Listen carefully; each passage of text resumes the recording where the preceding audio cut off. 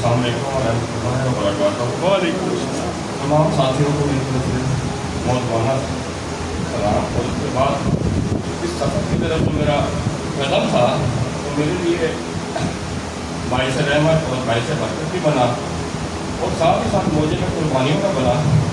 بہت ساری قربانیاں دینے کے بعد اللہ پاک نے مجھے پھر بھی اس توفیق دی کہ آج بھی میں اپنے پورے دونوں سوچ کے ساتھ ختم نبوت پر قائم ہوں۔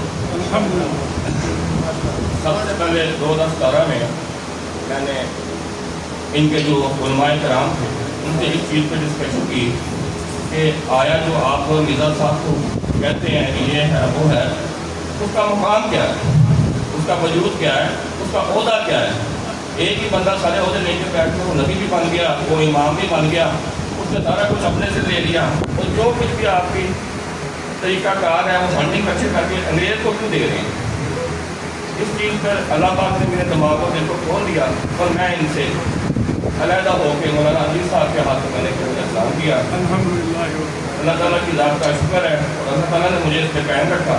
اس کے بعد سے ظلم کی نبی داستان شروع ہو گئی، جائیداد چھین لی گئی، بہن بھائی علیحدہ کر دیے گئے، ہر چیز پہ قبضہ کیا گیا۔ میرے 9 مولود نوشیر کو 8 سے 6 دن کے بچے کو انہوں نے شہید کیا، اور یہ بازو اللہ کی راہ میں مجھے دینے کی توفیق ہوئی۔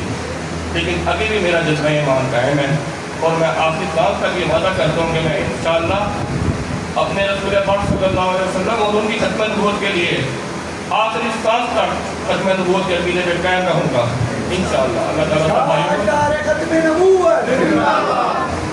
اللہ تعالیٰ تمام بھائیوں کو اور دیگر قادیانیوں کو اور دیگر مذاہب میں جو لوگ بیٹھے ہیں ان کو بھی اسلام کی طرف آنے کی توفیق عطا فرمائے، اور ہمارے نبی پاک کا پرچم اس دنیا میں بھی اور آخرت میں بھی بلند رکھے۔ آمین۔